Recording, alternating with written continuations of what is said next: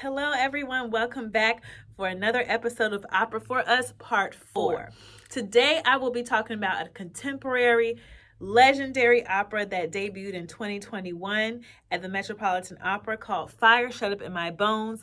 It is written by a Black man, composed by a Black man, all Black star cast, and features many of my great colleagues and friends.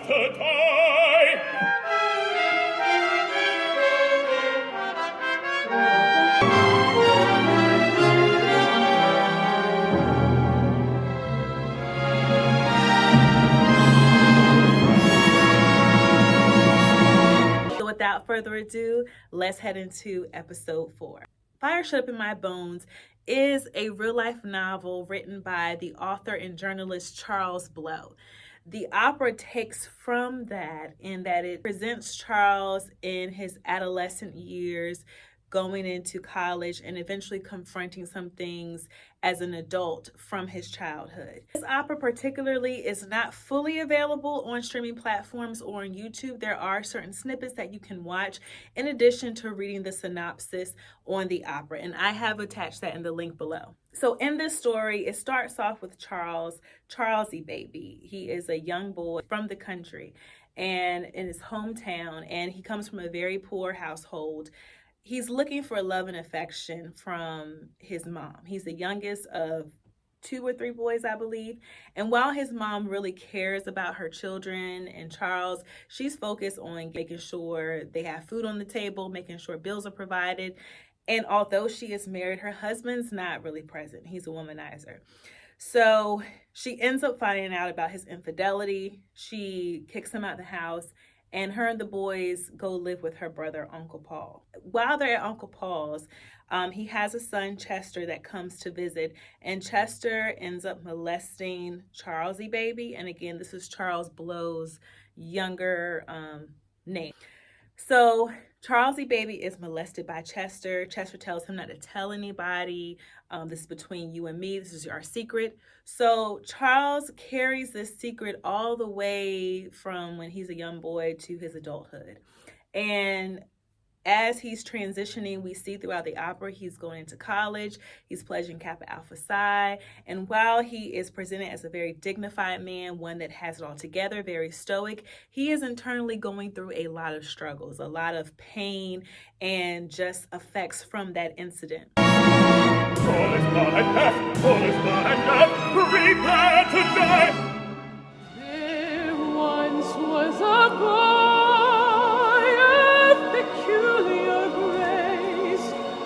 Dangerous existence for a man of his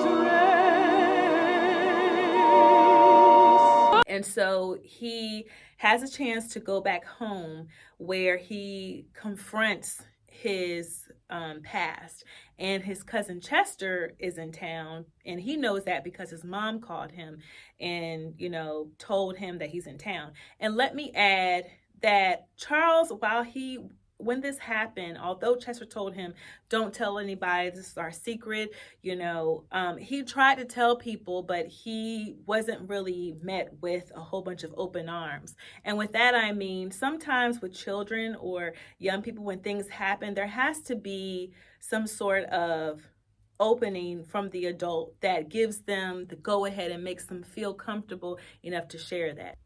With Charles, he wanted to go to his mom. He tried to talk to his mom, but his mom was occupied and working. She was occupied in her thoughts, so she wasn't able to be fully present for Charles like he needed her to be. So unfortunately, he held that in. He did have a couple of flings of romance with women, but he couldn't resist the urge that, this is something that he's been dealing with, and he's been trying to figure out how is he going to confront this. And he just doesn't feel as though the healing process is not finished. There has to be more things that are done. And throughout the opera, there are different voices and different energies that feed into this and feed into his situation and kind of are used as a consolation and a comfort. One is loneliness, and the other is called destiny. He is confronted and visited with these spirits throughout his transition in his life. And sometimes they provide comfort and sometimes they provide rage. So it gets to a point, Charles is like, I have to sever this. He drives home with a gun, and he is met with the decision of whether he's going to take action. And by that, I mean, inflict death upon his cousin, or he's going to choose to forgive, confront, and maybe talk about the situation and leave it at that, not cause any revenge. So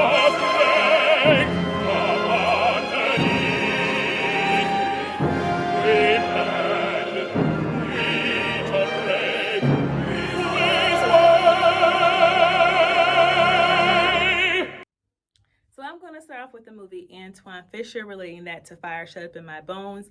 Antwone Fisher stars Viola Davis, Denzel Washington, Derek Luke, and Joy Bryant. Funny. What about you, Fish? When you going home? Fish. Fish.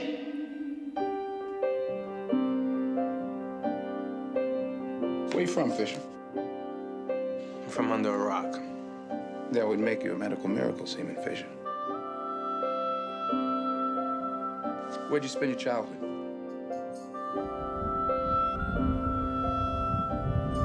Nobody wants you. Nothing. Worthless. I hate you.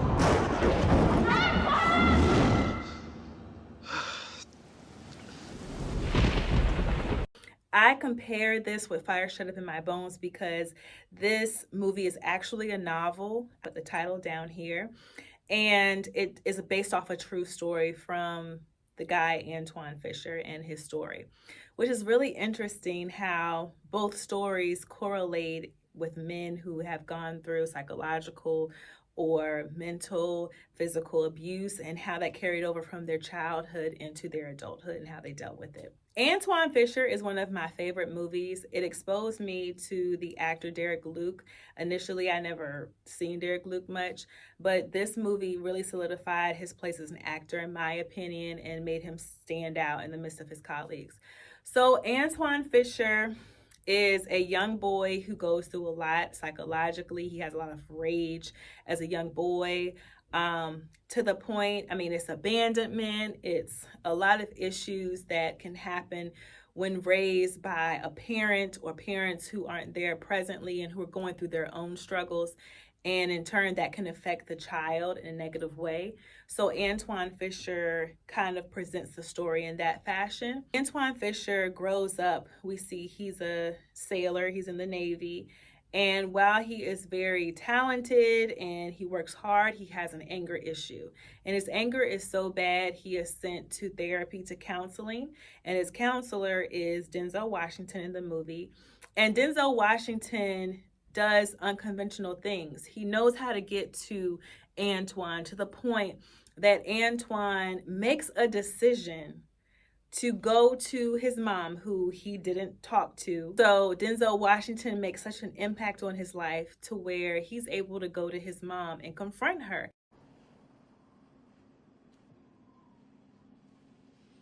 I used to dream about you. My mother, what you be like, how you look, your voice and your smile, even your scent. For all these years, I wondered about you. I dreamed about you. Didn't you miss me? There you can see a lot that transpired in Fire Shut Up in My Bones and Antwone Fisher. Obviously, you see the similarities of two young Black men who went through struggles when they were younger and how that carried over into their adulthood.